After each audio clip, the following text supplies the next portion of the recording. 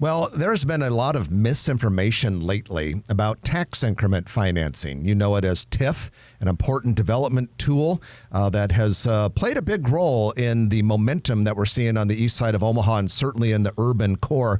And to talk a little bit about TIF and kind of help make sure that we Omahans don't commit an unnecessary, unforced error, we have with us Heath Mello, the president and CEO of the Greater Omaha Chamber, and Mayor Gene Stothert. Heath and Gene, welcome to the program. Thank you. Thank you. Good morning. Thanks for having us. Well, we appreciate you being here, and I guess we'll just start with a big, broad question. We've heard a state senator and a state auditor make some public remarks questioning tax increment financing. Perhaps we should start with, what exactly is it, and how does it work from the 30,000-foot view? Right, and I hate to hog the microphone because Heath is really well-versed in TIF, being a state legislator. But I will just say this, the recent criticism of TIF financing that we have heard, and that you're talked about, termed out Senator Mike McDonald that sent a letter to me saying, I want you to stop using TIF, shows a lack of understanding about this very important and beneficial financial tool that we have. And TIF is authorized by the state of Nebraska for community redevelopment and for economic development. We know that. We use it very judiciously, and we follow state law to the T. Auditor Foley came out with like a 23-page report, but Auditor Foley also admitted that in that report, he never said we are using it wrong. He never said that. He basically said, I just don't like how a lot of cities are using it. But he didn't say we're doing anything wrong. TIF has a big positive impact, particularly in areas that have the greatest need for investment, which we use it a lot in our urban core. And, you know, some people will say, well, how could you use TIF in the urban core for Mutual of Omaha? But Mutual of Omaha is building an $800 million skyscraper. But you got to look across the street at an empty building that's boarded up, or a surface parking lot down there that's full of weeds too. And so you got to look, it's geographically defined TIF, and that's what's important for people to remember. And I think the one thing is people criticize TIF because they think it's a handout of taxpayer dollars. And they will say, well, the city's going into debt over TIF. And that just is not true. That's not how it's used. It's false, because developers who use TIF finance through their project, they go to a bank and they get the loan through the bank. So the risk is with the bank and the developer, not with the city at all. And the city of Omaha is not the lender, and it does not create debt for our city or for our taxpayers. So there's no loss of current property tax revenue. And the way I explain it, the easiest is if you take, I'm hogging the mic here, take Crossroads, and I'm just going to throw out a number. This isn't accurate, but you say, take Crossroads, the value, say, is $10 million. They are paying They are paying taxes on $10 million. They are going to build an $860 million development there, and they will be paying taxes on $860 through the TIF process. When the TIF note is given to them for public improvements, there's only certain TIF eligible expenses. Through that process, they will pay incrementally higher taxes every year as the value of that development goes up. But a lot of that money goes back to them to help pay for the development. But when that is over, when they pay that TIF note back, who are the big winners? That $860 million of taxes they're going to pay goes back into our tax rolls, and the biggest winners are the school districts. Absolutely. So, and that's all for-profit development. If there's a hospital or a church, or if properties that are on the tax rolls go to a not-for-profit, that's when the coffers lose. So it's good, all this private development going on, right? Whether it's the tower downtown, big projects, small projects, that increases our tax base tremendously. Absolutely. And, I'll bring up Mutual again because I mentioned it before. I've had people say, Mutual of Omaha, Fortune 500 company, they couldn't build that tower downtown without TIF. Mutual of Omaha could build anywhere in Omaha, anywhere in Nebraska, anywhere in the country. We wanted them downtown. And to build that tower with that much parking for 4,000 employees on one city block, they needed TIF to do it.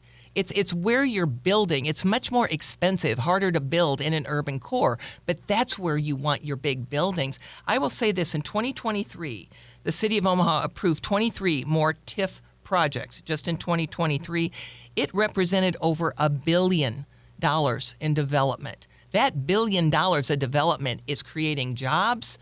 It's broadening our tax base. It's good for all of Omaha. Bringing in families. Absolutely. Yeah, it would have been a lot cheaper for Mutual of Omaha to build some campus along the freeway in Gretna or something like that. And if you want to know why the urban core of Omaha is so important and why it's being so successful right now, go to Des Moines. The people of Des Moines would love to see what's going on, would love to have what's going on in downtown Omaha. You know, there's a lot of empty storefronts and things like that. And TIF is a big part of this. The public-private partnerships, the foundations that are stepping up.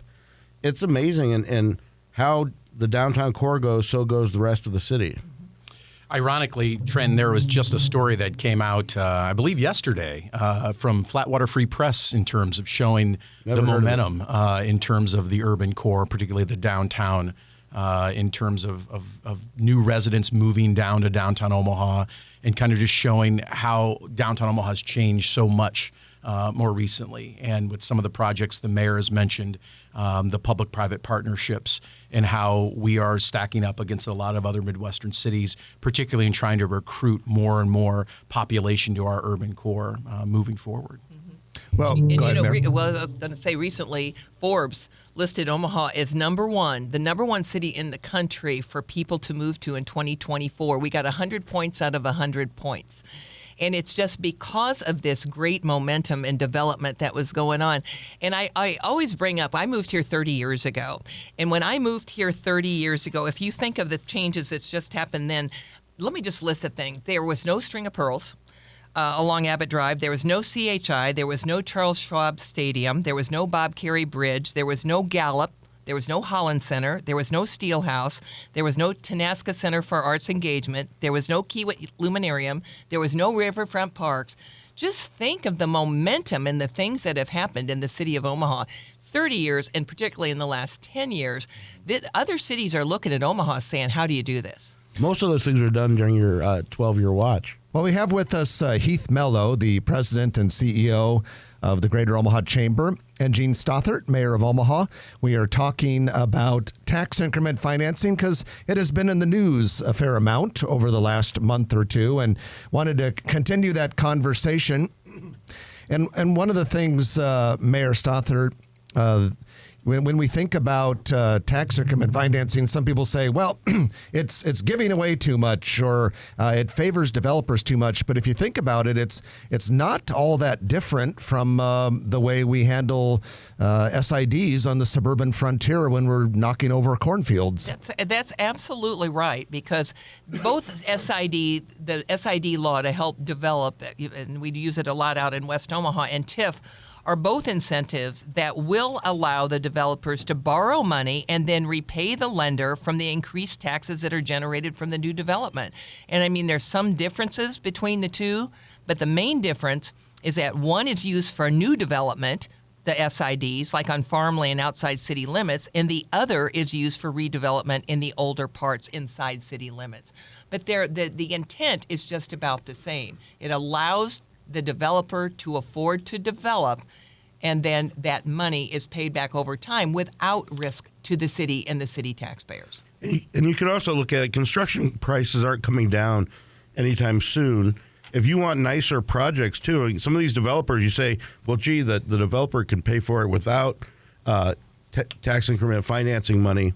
Well, maybe they can, maybe they can't, but they can also afford a nicer project to make our city look beautiful, as opposed to just a lot of simple boxes. Absolutely. Another great example of how we use TIF is the Blackstone. I know almost everybody in Omaha has been through the Blackstone. The Blackstone started 10 years ago with the conversion of Farnham Street, making it two-way. In the last 10 years, there's been over $350 million worth of development in the Blackstone. None of it would happen without TIF. None of it. And that's just a great example. Todd Hested with the Duo, which is the old Central Park Plaza at the end of the Jean Leahy Mall. That was an office building that was 75% vacant, soon to be 100, just standing there empty. He is using TIF, couldn't do it without TIF, and he couldn't do it without the streetcar. He's building 707 apartments in there. And I will tell you, people bring up the apartments we are building, and especially in their urban core a lot. They fill up as soon as they're open. There's a need. These developers are smart. There's a need for them. Todd Hested's apartments are over 90% full. Heath Mello, I want to talk a little bit about streetcar, because I suspect one of the reasons why there's been some of this talk about tax increment financing, or some concern about it, could be misunderstandings about the streetcar. And from your perspective as head of the chamber, talk to us a little bit about how the streetcar ties in with our tax increment financing discussion today. Well, I think that there unfortunately is a lot of misinformation purely because folks across the city don't want to understand how tax increment financing works. And as you heard the mayor explain, kind of how the basics of it works in terms of where the money goes and how it doesn't impact the city's debt service in that sense. But when it comes to the streetcar, it really comes down to the basics of that. Folks that are not along the streetcar line, and that property owners that are not along the streetcar line are not paying for the streetcar. And it really is that simple. And something we talk about, the mayor and Steve Jensen, in terms of a lot of their presentations across the city about the streetcar and the streetcar financing. And when I'm out talking about the streetcar and various economic development projects, we're able to share with taxpayers and property owners and those interested in economic development that this is one of those very unique opportunities for Omaha where individual property owners who are going to see the most benefit from the streetcar are the ones paying for it.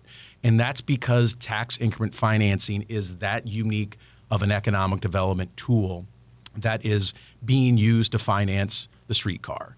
And it is something I was speaking at a forum, the CPA Society, with the Lincoln Chamber president and the Department of Economic Development director last week. And then the question was asked kind of about what's the most innovative approach to deal with economic development and transportation infrastructure. And I got to be a little greedy in the sense of saying, everyone across the state has probably heard about the modern streetcar project in Omaha. And the reality is tax increment financing is by far still the most basic but the most important innovative tool at the end of the day to be able to do innovative projects like this, because it only impacts those property owners who are going to see the most benefit from it. And so we've been out traveling the city, talking to folks, reminding folks in North Omaha, South Omaha, West Omaha, they'll see the benefit of the streetcar. They get to ride it. They get to utilize it. For free. And they're not going to be the ones paying for it. It's going to be the property owners who are along the streetcar route who will be the ones ultimately paying for it. Whose properties are going to greatly increase in value. And they'll be the ones reaping the benefits of it at the end of the day. And I love the fact with using tax increment financing for the streetcar, we don't have to raise taxes on Omahans, and we don't have to depend on federal grants, which come with a lot of strings and a lot of trouble. That's right. We're not using any federal grants with this first route of the streetcar, and people need to understand that this is the initial route, too. We are already looking into expanding it up to the airport and to North Omaha, and hopefully one day down to the zoo. But people will say, well, wonder if that development doesn't happen like you have planned. And we are so confident that it will. We even had a company from Baltimore come in and spend 9 months here, went through every single parcel. And he estimated that we would generate $2 billion worth of revenue in the first 15 years of increased revenue because of the development along the streetcar line. $2 billion in 15 years. We haven't started construction. By the end of this year, we're going to have $1.5 billion already. I like our chances. We haven't even started, so it's already successful. And that's more than enough revenue to pay for the construction of the streetcar. And with the additional revenue, and now they're predicting $4 billion in the first 15 years, we can do other things like affordable housing, streets, permanent bike lanes. It's all a plan to develop that urban core, but it's all working together.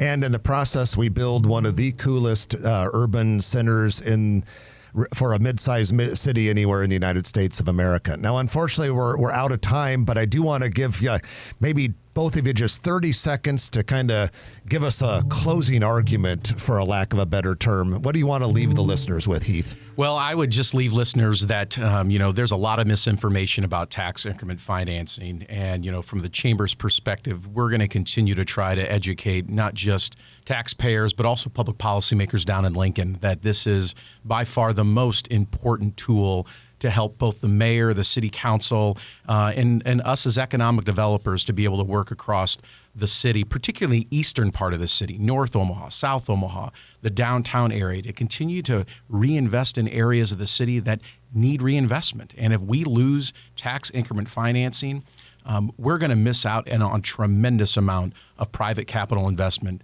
in decades to come. And so, and at the end of the day, it doesn't hurt the city's public services. It doesn't put the city in debt, and it really is a win-win for the public and the private sector at the end of the day. Well, we're just going to leave it with that because we're out of time. But Mayor Gene Stothert and Heath Mello, head of the Chamber, appreciate both of you joining us today, and thanks for helping us out with this very important conversation. You bet. Thanks for having us on today. Thank you. Our pleasure. Like I said, that was the Mayor of Omaha, Gene Stothert, and the head of your Greater Omaha Chamber, Heath Mello. If you like this video, be sure to hit those like and subscribe buttons. And remember, Grow Omaha is not just media. This is a mission. We are trying to build up Omaha and make it an even better place. We can only do that with your help. Share this video with your friends, neighbors, and family.